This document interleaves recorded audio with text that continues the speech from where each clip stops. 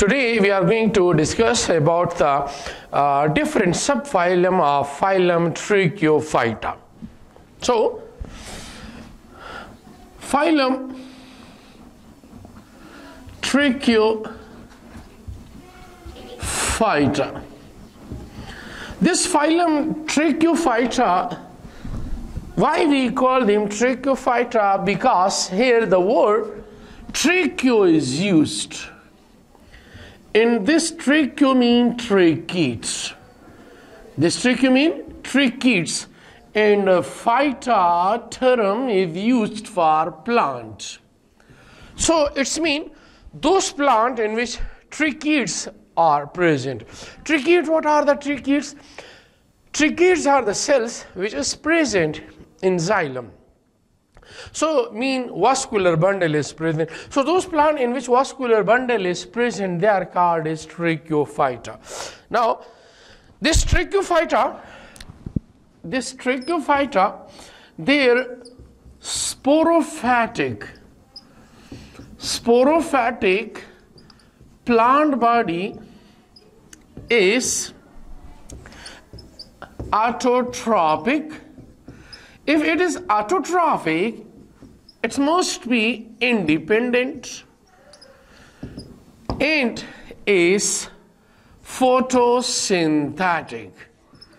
Photosynthetic, larger, dominant, and diploid. If it is diploid, so they produce spores by meiosis. They produce spores by meiosis. Plant always produce spore by meiosis, while plant produce gametes by mitosis. So overall, all the trichophytes, all the trichophytic plants, their sporophytic plant body is dominant, larger, independent, photosynthetic, autotrophic, and diploid. Now, this Trichophyta, we divided them into two categories. One is called as lower vascular plant. Lower vascular plant. And another is called as higher vascular plant. One is called lower vascular plant and another is called higher vascular plant. Lower vascular plant is called as pteridophyte. They are called as pteridophytes, and higher vascular plant is called as phanerogames. They are called as phanerogames. So this lower vascular plants, they include subphylum Psilopsida. Subphylum Psilopsida. Next one, they include subphylum Lycopsida. They also include subphylum Spinopsida. And one of the class that's called is class Felicania. So these are included in low vascular plants, pteridophytes, while this subphylum, this higher vascular plant,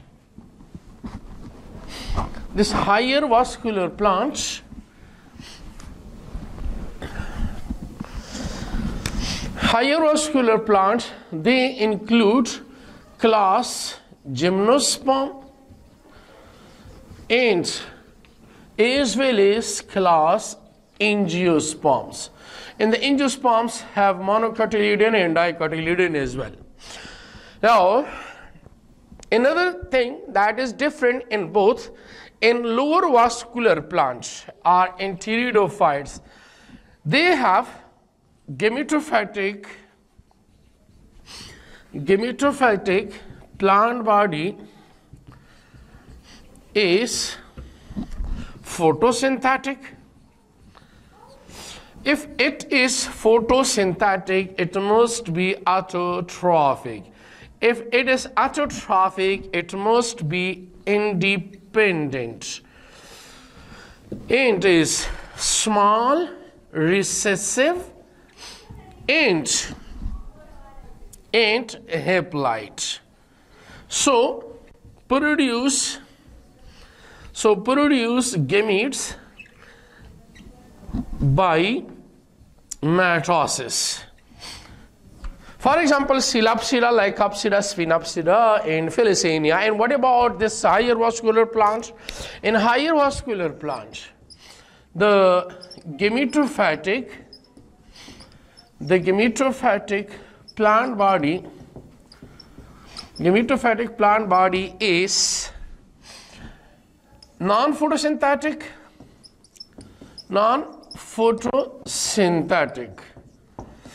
and heterotrophic. If it is heterotrophic, so obviously it must be dependent and is recessive, small, inch haploid.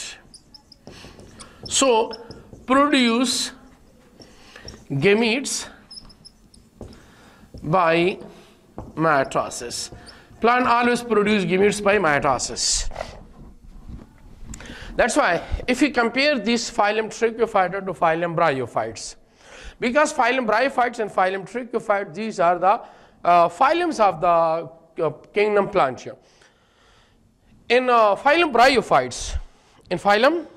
Bryophytes, the gametophytic stage, listen, in phylum Bryophyta, the gametophytic stage is photosynthetic, autotrophic, independent, larger, and dominant in haploid. So produce gametes by process of mitosis. While their sporophytic plant body is non-photosynthetic, heterotrophic, dependent, small, recessive, and diploid. So produce spores by meiosis. Coming to the tracheophytes, in case of tracheophytes, the sporophytic plant body is photosynthetic, autotrophic, independent, larger, dominant, and diploid. So produce spores by meiosis. While in the case of their gametophytic plant body, so they have variation in the lower vascular plant and higher vascular plant. Lower vascular plants are those plants which are produced by spores. So those plants which are produced by spore, that's called as lower vascular plant. We also call them cryptogames. Cryptogames mean, crypto mean hidden, game mean reproductive parts. So these are the plants which are produced by spores. So these are the Psilopsida, Lycopsida, Spinopsida, and Felicania. So in them, their gametophytic plant body is autotrophic. While in the case of higher vascular plants, which we call spheneriogame, which are produced by seeds. So they are produced by seeds. So here the gametophytic plant body is heterotrophic. So that's the different among them. Now, then we are going to discuss the first subphylum, that is called is subphylum Psilopsida. This phylum Tracheophyta is divided into 4 subphylum, and the first subphylum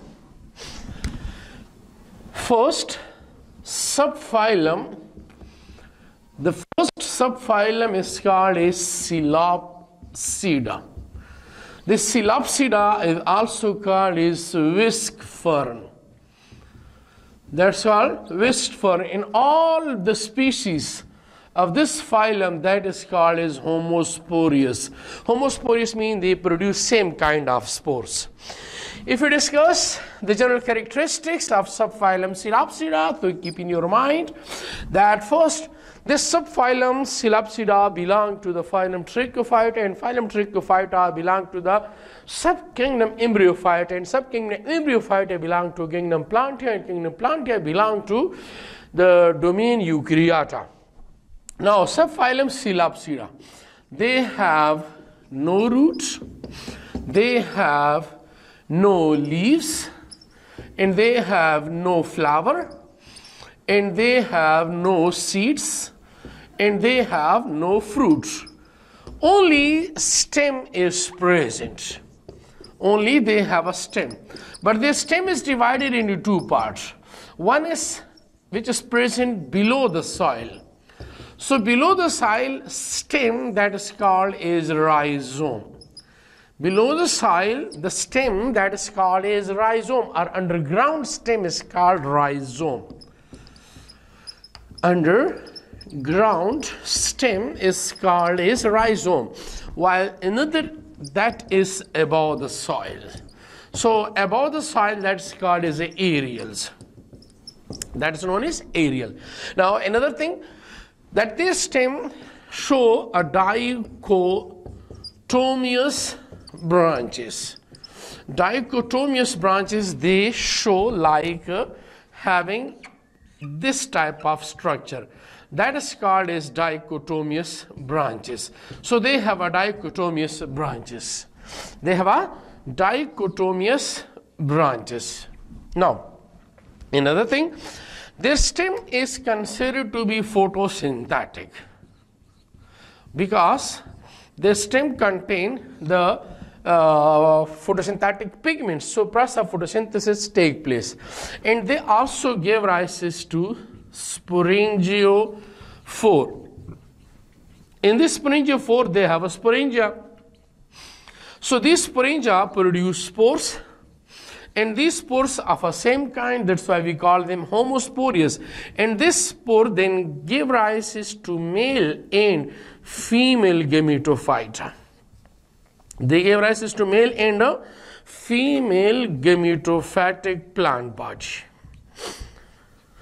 Now, this female gametophytic plant body, are either it's male or it's a female, it form a symbiotic association. It's form a symbiotic association. It's form a symbiotic association, and it's live under the soil. So it is under the ground. So underground they are present. Underground they are present below the soil. So that is their gametophytic plant body. Now this gametophytic plant body give rise to the gametes. When these gametes fuse together, they fertilize together. So the embryos form, embryo give rise to again sporophytic plant body.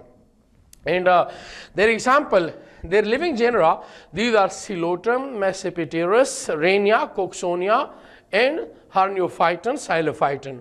While these are the different examples. So living genera is living genera of them is Coleotropium, Mesopteris, Rania, Coxonia, Xylophytons.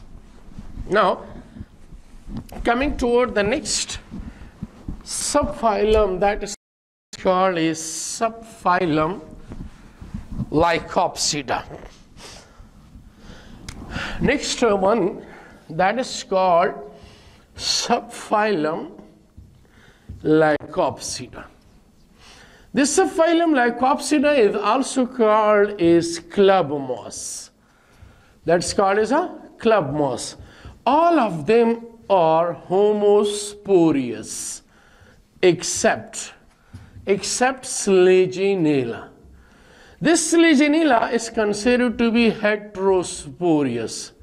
Heterosporious means they produce two different kind of spores, small and large size. In this Selaginella, they have around about 300 species that has been reported. In Selaginella, their body is covered by 4 whorls of leaves on stem. If we observe their stem, so their stem that is covered by 4 whorls, 2 smaller and 2 larger. So the upper one is smaller and the lower one is larger. So that is 4 whorls of the leaves present on their stem.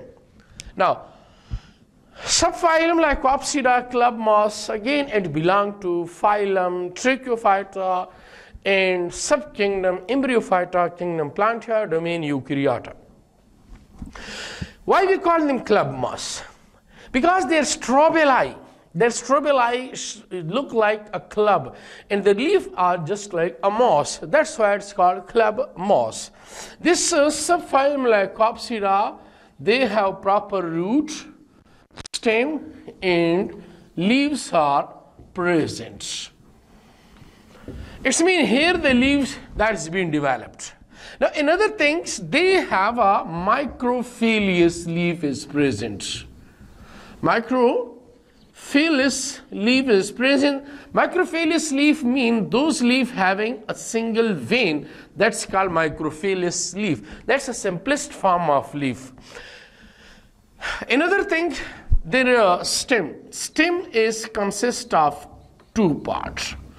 One which is present below the soil. So below the soil, that is called is rhizome, or we call them underground stem. Underground stem, that is called is rhizome, and from rhizome they give rise to rhizoids. Rhizoids basically they absorb nutrients for the plant body, and above the soil that's called aerial. Above the soil that's called is aerial. So this aerial part of the plant, that is photosynthetic. That is photosynthetic. In this aerial parts, they actually give rise to sporangiophore. In sporangiophores, they have a sporangia. In sporangia, they produce spores. In these spores, they give rise to the gametophytic plant body. Now, this gametophytic plant body give rise to gametes. But here, keep in your mind, this gametophytic plant body is also considered to be underground. They are considered to be underground. But they produce their 6 organs above their surface. So, when these gametes are mature, they fertilized and they form embryo, and fertilization take place to give rise to the, again, sporophytic plant body.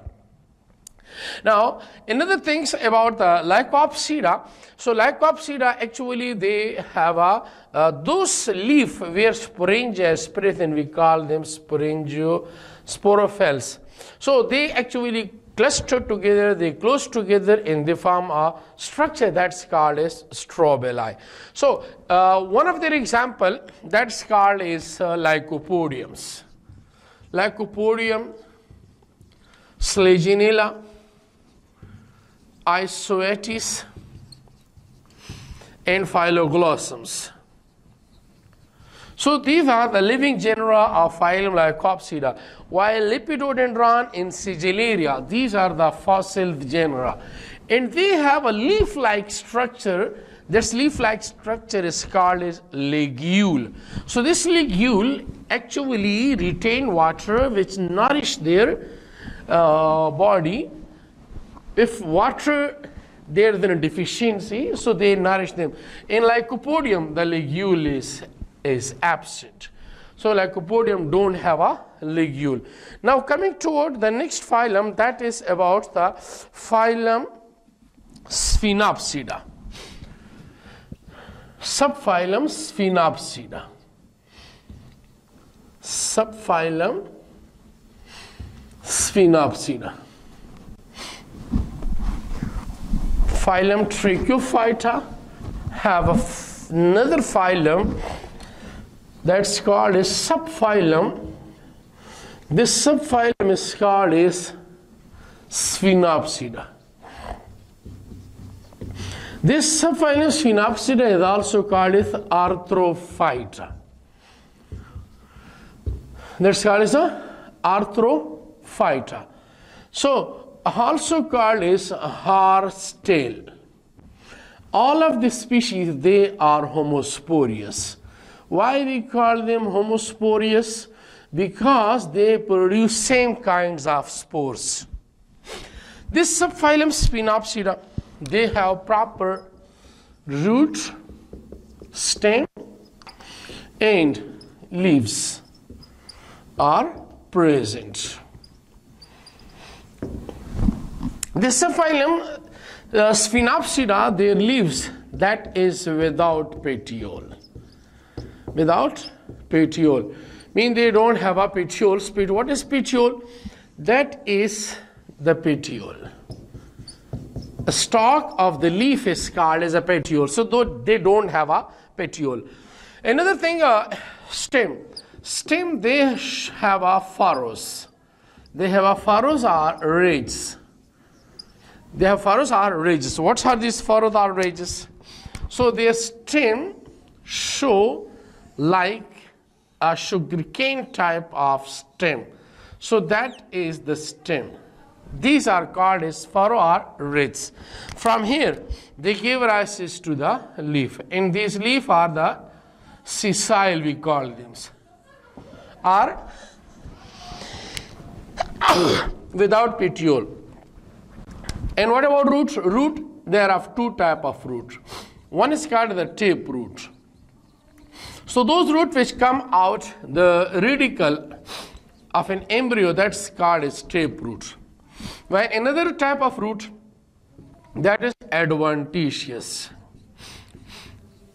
Adventitious root is present. So those root which comes out from the stem, so they give rise to the adventitious roots, means sometimes they also give rise from the stem part, that's called as adventitious root. So they have a two type of root, but the most advanced one, that is an adventitious root. Subphylum Spinopsida, same, they give rise to sporangia. In sporangia they give rise to the spores. In spore they give rise as a gametophytic plant body. Now this gametophytic plant body, that is prothallus. Prothallus are of a heart shape. Prothallus are of a heart shape. Let's suppose that is a plant body, and they don't have any roots. They have a rhizoids. Rhizoids are the root-like structures. They get nourished from the soil. They get nutrients from the soil. So the gametophytic plant body is of a prothallus or a heart shapes, where the gametes are produced. When these gametes are produced, so these gametes fertilize together, and after fertilizations they combined and they form zygote. From zygote they form embryo. From embryo, new sporophytic plant body is produced. So here it's an autotrophic in nature. Sphinopsida or arthrophytes are hostile. One of their common living fossil, that's called as aquathitums, and extinct species, that's called as calamites. So these are also considered to be lower vascular plant because they reproduce by spore. They don't have any flower, they don't have any fruits, they don't have any seeds. Now coming toward the leaf.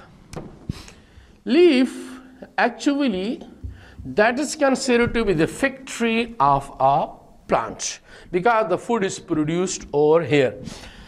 This leaf divided into two. One is called is Microfilis Leaf. One is called is Microfilis Leaf, and another is called is Megafilis Leaf. So this Microfilis leaf, they have a single vein.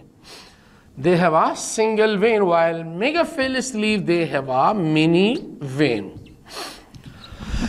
This Microfilis leaf, if we discussed about their presence, so we know that Phylum Bryophyta, they don't have a leaf. So another subphylum Psilopsida, they don't have a leaf. So another, that is subphylum Lycopsida, which we call them club moss, and subphylum Spinopsida. Subphylum Spinopsida, which we call them horsetail. So this club moss, the club moss and horsetail. See, so they have this type of leaf, Microfilis leaf. Now, while the case of Megafilis leaf, so Megafilis leaf is present in the subphylum Psilopsida. Subphylum Psilopsida, where we study the gymnosperms and as well as the angiosperms. Then after the leaf maybe show parallel venation, or it's maybe show the reticulate venation, so their variation also occur. The first thing that how this Microfilis leaf has been developed. So Microfilis leaf has been developed by the process of budding. What happened during this process? Actually, 15 to 20 million years ago, 15 to 20 million years ago, actually changes take place, in which an outer growth bud is formed. So now this bud increased day by day and from generation to generations. So when it's increased in size, so they need a help. So for this purpose, the vascular bundle enters to support them. And that's why later on it's been changed into a leaf. So that's procedures of evolutions of Microfilis leaf are single vein with the process of budding. While another thing about the Microfilis leaf, here we discussed the forked branch reduction hypothesis. Forked branch reduction hypothesis. In this process, the forked branches were developed and consist of 3 steps. One is called as overtopping, and second step in them that is called as reduction, while third step that's called as the webbing. So reductions, also called here is planation. What happened during this overtopping? Some plant gave rise to the forked branches, like in that manner. So forked branches were produced. So that's called as overtopping, and they were of a greater in size. Later on, slowly and gradually, this size, the forked branches size, that has been reduced. When this size has been reduced, then there is a gap between these forked branches. So this gap that was covered by Microfilis leaf, this gap was covered by the parenchyma cells. This we call them prosenchyma. So with the passage of times, new leaves are developed. During this process, new leaves are produced. So this leaf formation take place through the 3 different steps. One is first overtopping, then reductions or planations, reduce the size of these 4 branches. And third, webbing means the gap between them, these 4 branches that has been covered by the mesenchyma or prosenchyma or mesophyll cell. That's simply called mesophyll cell, mean having a vascular bundle, having the chloroplast, where the process of photosynthesis take place. So changes occur in them. Now, then we are going to discuss about the class Felicania. Then we are going to discuss about the class Felicania.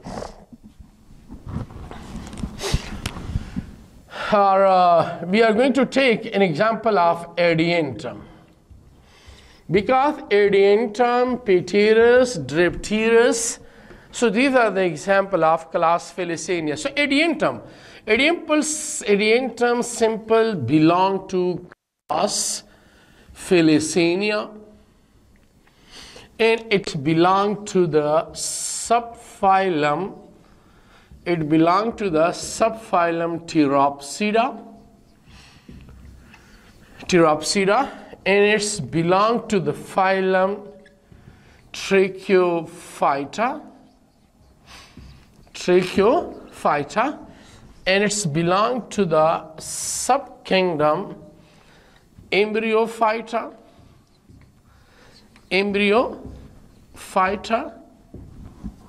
and belong to kingdom Plantia, and domain, which is also called a super kingdom. So domain or super kingdoms, that is eukaryota.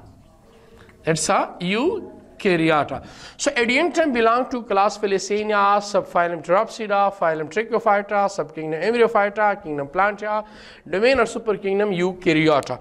It's also called as maiden hair fern. Adiantum is also called as maiden hair fern. Why we call them maiden hair fern? Because due to the presence of hair-like structures on their body, that's called as a maiden hair fern. Another things, adiantums about their habitats, they are present near the water or they are present on the walls of the wells. They are mostly present this area where the water, there is a lot of water is present. Class Felicania, they are also considered to be homosporious, and they have around about 10,000 species that is being reported in class Felicania. In class Felicania, they are also considered to be the lower vascular plant. Lower vascular plant because those plants which reproduce by they reproduce by spores, not seeds. Now, adiantum.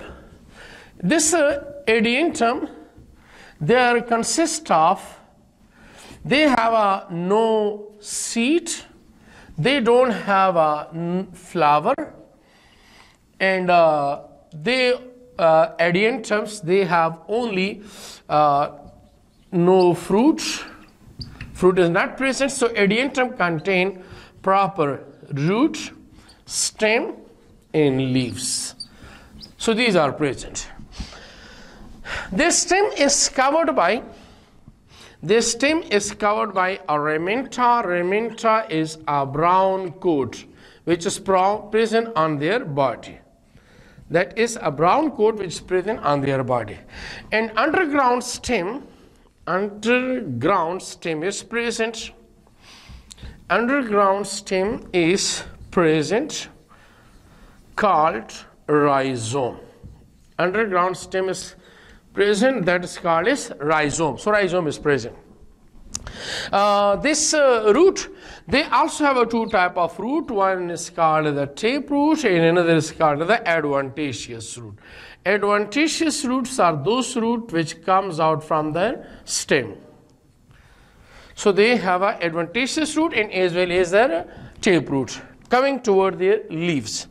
Now, leaf, if we study the part of the leaf, so leaf is divided into pinna, then they have a petioles.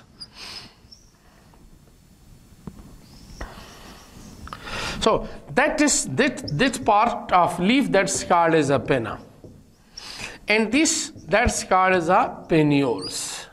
They are called the petioles. And this part that's called as a step, which we call them stalk. So stalk of the leaf that is called is step, a stalk, or simply we call them petiole. While this portion inside the leaf that's called as the ridge. This portion is called the ridge.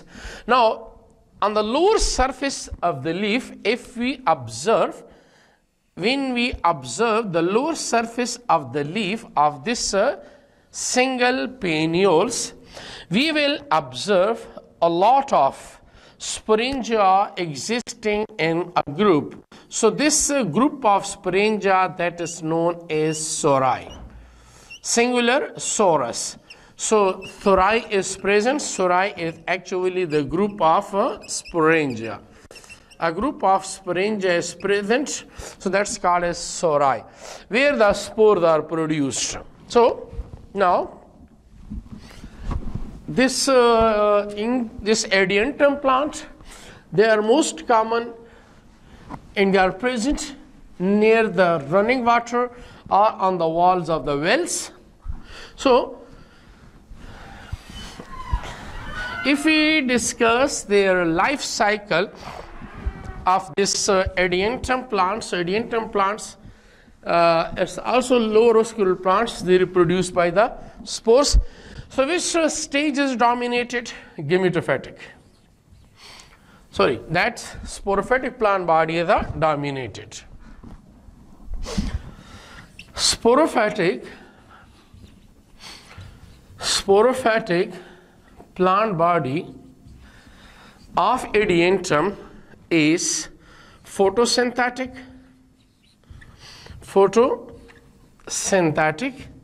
If it's photosynthetic, it must be autotrophic. Independent, larger, dominant and diploid. So that's why they produce the spores by the process of meiosis. Now, let's suppose it's considered to be the sporophytic plant body, and they are homosporious. So they will produce the spores in sporangia. So these sporangia are present in the Microfilis leaf. This sporangia that is present on the Microfilis leaf. So Microfilis leaves are those leaves where the sporangia is present. So Microfilis leaf have a sporangia. If we observe the structure of sporangia, so sporangia is actually a unique type of having a structures. So that is the structure of sporangia. That is the structure of sporangia. And you know that's in sporangia, inside sporangia, the spores are produced. In these spores, when get a suitable environment, they will germinate it into the new plants will be produced. So this part is called as stomium. That's called as stomium. And this portion is called as annulus. That's called the annulus. And inside them, the spores are produced. And spores are developed by the process of meiosis because the spores are haploid in nature. So they have developed various type of spores. Now, if we study the structure of a spore, so the spores have outer layer that's called as exine and inner layer entine. So this exine is called as exosporium, while this entine that's called as endosporium.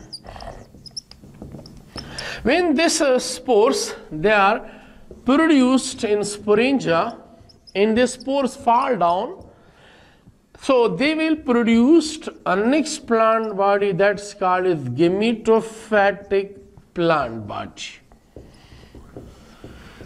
Now this gametophytic plant body is also photosynthetic. That's also photosynthetic. If it's photosynthetic, it must be autotrophic. If it is autotrophic, it's considered to be independent. It is considered to be independent and is small, recessive, and haploid. But this gametophytic plant body, they have a heart shape. And prothallus. Now this gametophytic plant body, they will produce gametes. Heart-shaped structure or prothallus body is produced. Now they will produce the gametes. If it's monoecious, so both male and female sex organ is produced in the same body. The male sex organ is called as antheridiums, while the female sex organ is called as archegoniums. In case of antheridium, they will produce enterocytes, while in case of archegonium, ova or oosphere is produced. When they fertilize together, when these gametes fertilize together, so fertilization process, the male and the female sex organs, when they fertilize together, they will form zygote. From zygote, embryo is formed. From embryo, the new sporophytic plant body is formed. So through this process, the alternation of generation occurs in which sporophytic plant body gives the gametophytic plant body, and gametophytic plant body again gives us the sporophytic plant body. Another things, in a most important property that's called as circinate vernations. Circinate vernation, what is this? The young leaf of the class Felicania that is existed in a coil form like that. Later on, this leaf become open. So this phenomena is called as circinate venation or circinate vernations, which actually take place in class Felicania species. And the proper root, stem and leaves is present in highly developed forms. And they have a thick cuticle on their body as well, which give resistance to the water which is near to them. So that's about the class Felicania. Now, another thing that's important, that in the formation of seeds, how the seed developed. This seed development that took place before 365 million years ago. And this seeds, why it's the most important, that's because they also give rise and also support the higher vascular plant, those plants which have a seed. Now what is seed? Seed is actually a fertilized and ripened ovule. That's called as a seed. How the seeds develop? First, you must know that a seed can exist in unfavorable or in harsh conditions. That's why the plants bypass this harsh condition a season through by process of formation of seeds. Now, the seed outermost seed coat, this seed coat, it's called as testa. Seed coat outmost, that's called as testa, and another layer is also present, and this layer is called as the teguments. But this testa and tegument, they are combined and fused together very closely, and they have a store food. This store food is called as cotyledon is present, and there they have a embryo which is present in a dormant conditions. So this embryo, the lower part, this one, that's called as a radicle. This part is called the radicals, while this portion is called the plumule. One is called radical, another is called the plumule. So these are the two parts of this embryo. Now this plumule gave rise to the stem, while this radical gave rise to the root. Now the question is that how the seed develops. What is the process of formation, how its evolution take place that the plant have started to develop the seed. Now first step of formation of seed, that is development of heterospory. What is heterospory? Hetero means different and spory means spores. So the plants have produced two different kind of spores. Two different kind of spores that were developed. One we call them Microfilis Leaf. Microfilis Leaf. So this Microfilis Leaf gave rise to microsporangia. And inside microsporangia, the microspores that was produced. And this microspore is considered to be the gave rise to the male gametophyte. While second one, that is called is Megasporophilius leaf. Megasporophilius leaf.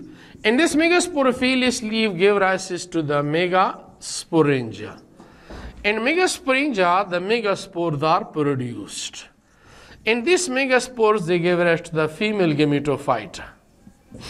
So that's why they first have to develop the heterospory. Then second step was that the retention of megaspores, the retention of megaspores in megasporangiums. Retention of megaspores in megasporangiums means the megaspores need to their nourishments. For the nourishment purposes, the megaspores must be retained in megasporangium to give food for them, because the megaspores, if not provided the protections, if not then they haven't been nourished, so that's why they will be soon die. Next, formation of integuments. Third step is formation of integument around megasporangiums. So the megasporangium gave rise to they protect the megaspores. The megaspore that is being protected by megasporangium, and the megasporangium that's protected by the integuments that is being developed around the megaspores for the evolution of ovule. And last step, evolution of pollen tubes. Evolution of pollen tube. So what is pollen tube? Pollen tube is a small tube which is used to transfer the male sperms to the female sex organs to fuse with the egg, where ovule having the egg. So while in case of lower vascular plant or in case of bryophytes which don't have any seeds, so they release their sperms or enterozoites in the water. So they use water as a medium to transfer the sperm. While in case of higher vascular plant, they must develop the pollen tube. So this pollen tube is required to transfer the sperm into the ovule, mean female gametophyta, where the egg, ova or oosphere is present. So if they transport the sperms over there, so their fertilization will take place, and then a zygote formation will be occurs. While in some cases these seeds, they are naked, mean they are not surrounded by the fruit, like in case of gymnosperm. While in some cases these seeds, they are surrounded by the fruits, like in case of angiosperm. So angiosperms actually they have a proper fruits or the proper structures. Now coming toward the next class, that is about the class, are we going to discuss the life cycle of Pinus. Pinus plant actually they belong to the class Gymnosperm. And they belong to the subphylum. The name of this subphylum is called Pteropsida. Subphylum Pteropsida. And the name of the phylum, that is called is Tracheophyta. Tracheophyta. While the name of the subkingdom, that is called is Embryophyta. Embryophyta. While the kingdom that is called is Plantia. And domain, which is also called as super kingdom. So domain or super kingdom, that is called eukaryota. So that's about the information about the Pinus plant. Pinus plant belong to the class Gymnosperm, subphylum Pteropsida, phylum Tracheophyta, subkingdom Embryophyta, kingdom Plantia, domain of subkingdoms, superkingdom, that's eukaryota. Pinus plant is considered to be monoecious. Pinus plant is considered to be monoecious. Means they have both male and female sex organ are present. In Pinus plants, they have they have a proper root, proper stem, and proper leaves are present. But they have a two kind of leaves are present in pinus plant. One is called as foliage leaves, and second one is called as a scale leaves. So this foliage leaves, these are considered to be the green, while scale leaves, these are considered to be the browns. In this foliage leaf, these are the needle-like structures. They are the needle-like structures. Another things, in their leaves, they have a sunken stomata. Why sunken stomata is present? Because they, to prevent the process of transpiration, for this purpose they show a sunken stomata, and they have modified their leaves as well. And they are present in the tropical and hilly areas. The stem is brown, the root are well developed. The root are well developed. Now, which plant body is dominated? They have a sporophytic plant body is dominated. Another things, this spinous plant, they have a no flower, they have a no fruit, they have no flower, they have a no fruit, while only they have a seeds. So seeds are, Assalamu alaikum wa rahmatullahi wa barakatuh. They have a no flower and they have a no fruit, only seeds are present. Seeds are present.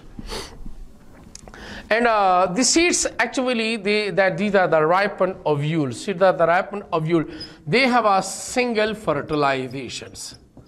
There is no double fertilization. They have only single fertilization process occurs. Another things, 1/4 of embryo developed, because they show the polyembryonic condition. Polyembryonic means they developed a large number of embryo, but the final developmental process occurred due to which the few embryo developed among all, because the depend upon the conditions where they are present in a tropical areas, because the fertilization take place through the wind, which we call them anemophilous, because they are the anemophilous plant. If you study the life cycle of pinus plant, so let's suppose consider to be these are the sporophytic plant body. That's considered to be the sporophytic plant body. Sporophytic plant body. This sporophytic plant body is considered to be photosynthetic. That's considered to be photosynthetic. Autotrophic. If it is autotrophic, obviously it must be independent. It is independent, larger. If it is larger, so it must be dominant and diploid. So that's why they must produce spore by the process of meiosis. So that is considered to be the sporophytic plant body. Now this sporophytic plant body, they have both two type of cones. One is the male cone, another is the female cone. Male cone is smaller in size, while the female cone is larger in size. This male cone, they are made up of microsporophilious leaf. Microsporophilious leaves.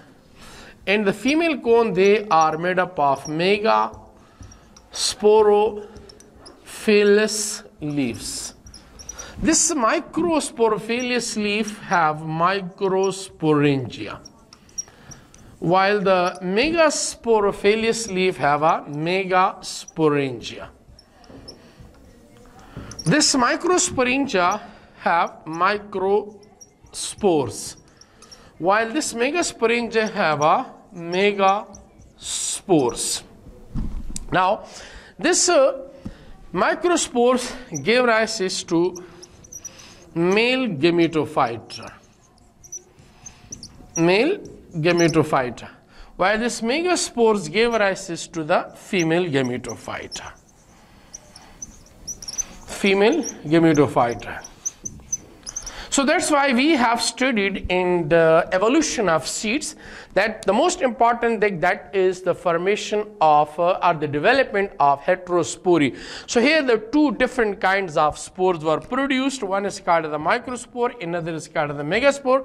Microspore gave it to the male gametophyta and megaspore gave it to the female gametophyta. So that's the most important thing in the developments or evolution of the seed.